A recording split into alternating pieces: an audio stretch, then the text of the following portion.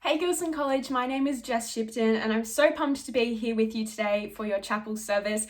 Braden Rath invited me to come and share with you, and today I want to talk to you about social media and the influence we can have on other people. The reason why is because I am a 24-year-old from Sydney, Australia, and I have my own digital and social media marketing business, and on the side of that, I also run my own Christian blog. So you can say that I spend a lot of time on social media.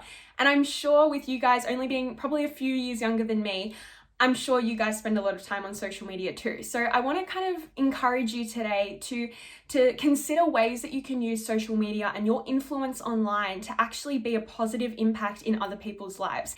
You can say that I love to be a bit of a cheerleader for people. I love people. I love hanging out with people. I'm an incredibly big extrovert and I just love seeing other people talk about their passions and just see that fire inside them as they talk about the things that they love. So apart from being lit up inside and passionate about people, my other passion and love is writing. Basically, my blog started way back when I was in grade 10 and I got a gig at the Australian Women's Weekly magazine. This was my work experience and I figured that writing on my blog as a bit of a dear diary would help me to remember and reflect on all of the fun I'd had during my work experience and also be able to share it with my family and friends. Fast forward a couple of years though, and I realized that this blog had the potential to be something really awesome. I realized that as I was journeying with Jesus and I was, maturing in my faith and having more relationship with not only God, but other people around me, that I was actually able to use this platform for good. And I was able to share different stories and actually help other people on their journeys as well. Now, I'm not sure about you and where you're at on your faith journey, but for me, I feel like I'm really great with God, but I have a lot of family and a lot of close friends who actually don't know Jesus yet. And I found that from my blog being this thing called Dreams Are My Fairy Tales to this thing called Smile Without Reason, which it is now, I realized I had such an awesome and powerful platform to share this with stories that resonated with people rather than Bible bashing people. So I found that through storytelling and through actually sharing life with other people and doing life with other people, it was such a more powerful way to actually share Jesus with those people as well. So as I got older, as I matured, and as I, grew with my relationship with God, I really found that Smile Without Reason was this platform where I could connect with people from all over the world that I didn't actually know and actually share stories with them that people were relating to. Things like breakups and relationship fails and things that were happening in my life and, struggles with studying at school and feeling really stuck with the overwhelming feeling of what do I do after I leave school, or how do I actually stay focused with things and all of this stuff that we actually all go through, but we don't actually talk about because we just post things that are on our highlight reel and we filter the things that people see of our lives. And I was really wanting to just cut through that noise and share how Jesus was showing up in my life in such a real way every single day. But the hardest part with having a blog and an online platform is, of course, getting caught up in the numbers of social media. And I'm sure a lot of you can possibly relate to this. We're human and it's natural to get really excited when you get, 1,000 followers or 100 likes and, the names turn to numbers or whatever it is. We get really excited about validation from other people and people enjoying and liking what we're putting out there for others to see. But here's where it got really dangerous and toxic for me, because I was rooting myself in the worth of the numbers so much so that I started to lose focus of what I was actually doing. I started to think, okay, well, I only got a couple of comments on this, or not many people saved my post. I don't think people liked it. Would people really care if I just stopped doing what I'm doing? And I really began to root my validation and my worth and everything and my value into these numbers of social media, which in hindsight sounds ridiculous, but I'm sure that so many of us can relate to something like that. But something I learned through this entire process was that you are always going to have quiet cheerleaders. Not everyone is going to stand there and comment and like your posts and share your posts and be your loud cheerleaders with the pom-poms and the whole shebang. Not everyone's going to do that. There are people who are watching you from the sidelines, cheering you on, loving what you're doing and saying and the way that you act and the great friend that you are and the things that you do and share, but they're not necessarily going to actually speak life and encouragement and positivity into your life, because not everybody acts that way. Not everybody is comfortable sharing those kind of things. And social media is actually in a way, influencing the way that we feel about ourselves and the way that we then feel about other people too. So as time went on, I was really beginning to doubt myself. I was really beginning to question whether or not this was what Jesus wanted me to do. Was Smile Without Reason it was just a thing. It was a great idea. It was a bit of fun, but it didn't really matter. No one would really care if I just shut up shop, walked away, and forgot about Smile Without Reason. And that was where I was at. But I really, really want to encourage you that if you feel like there aren't people cheering you on, that there are silent cheerleaders in the background who are 100% in your corner and backing you. I really want to encourage you to see it and speak it. If you see something amazing and beautiful in somebody, whether it's physically or whether it's, the inside, I want you to speak it. I want you to say it with confidence to someone else, because you have no idea how much that could change their world. We talk about being world changers. We talk about wanting to change the world and have this awesome impact on the world, but it's really hard to do that by ourselves. We can't change the entire world by ourselves, but you can absolutely, and you have the power to change someone else's world. We're all stuck in our own little worlds with our own things happening. Everybody has something happening. And I think it's so important that we can actually have the confidence to see it and speak it to other people. The other thing I really got down about, I think, and doubted myself with when I was going through this entire, emotional phase with Smile Without Reason was, there are so many other Christian bloggers out there. There are so many other people out there that seemingly do what I do. So why would people care about me? What makes me unique and special? If I did just shut up Smile Without Reason and decided to just give it up and leave, would people really even notice? Because there's literally hundreds of thousands of other young girls out there who are doing what I do. So what makes me different?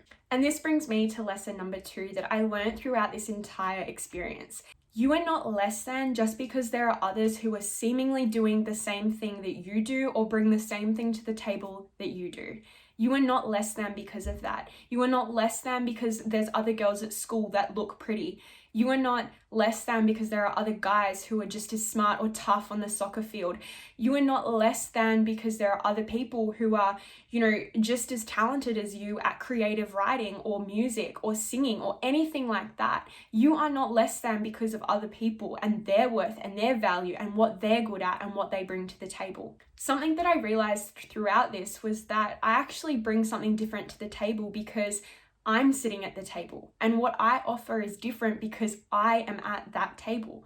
So I want to encourage you that even though there are other people that we naturally compare ourselves to day in, day out, I still do it. I think it's really important for us to realize that we are not less than because of that. See, a year ago, maybe even 2 years ago, I would have really cared about all those numbers and really worried that what I was doing didn't matter because less people were noticing and less people were seemingly caring. And as a result, that was then reflected on my self-worth and my value and how other people perceived of me. But now I've realized something really powerful. With my blog online and with my social media following, even though it's small, I'm not collecting a following for me. I'm collecting a following for him. And that is what I've realized is much more important than ever trying to seek validation from other people for myself. Because trust me, when you make it less about yourself and more about God, you'll be amazed at what happens. You'll be amazed at what he can do through you and how he can use you as his vessel to actually influence the people around you. And coming back to social media, you may feel like, okay, but I've only got, 100 followers and they're all my friends. So what kind of influence can I have? But can I just say that if you have one follower online, you have influence. So how are you using that influence to better other people? My whole goal with my blog, Smile Without Reason, is to share Jesus in a way that isn't scary. It doesn't feel like I'm trying to win souls, that I'm trying to evangelize to people and Bible bash them with John 3:16. Because the truth is that people who don't identify as Christians or people who don't know God yet, they don't care about John 3:16. They really don't care. They don't care about the Bible. They don't care about the things that matter to me as a Christian because it's not in their world. So if I can just be that person who nudges them closer to Christ, then that's all that God is asking. One of my favorite authors, Bob Goff, said this one quote that I absolutely love. And he says Jesus leads people to Jesus. We just point them there. And I think that's so incredibly powerful, because what that means is it gives us permission to just be ourselves. We no longer have to actually win over souls. We don't have to baptize people. We don't have to bring people to God. We're just, in a way, reflecting Jesus in our own lives to them so that they can see glimpses of God through us and through what we do. And that is my mission with Smile Without Reason. It's just to share Jesus in the way that's most comfortable to people, so that when they encounter God for the first time themselves, they go, you know what, this feels familiar to me. I really see it kind of like a candy grabber analogy, right? Like you go to an arcade store or a game store and they have a candy grabber machine. And you put in $1, $2 coin and you play the little game and it pushes the chocolates closer to the edge and you get real close, but it doesn't quite fall off yet. And you just get fed up, you walk away, or maybe you don't. And someone else comes in and puts in some more dollars and they finally flip it over the edge.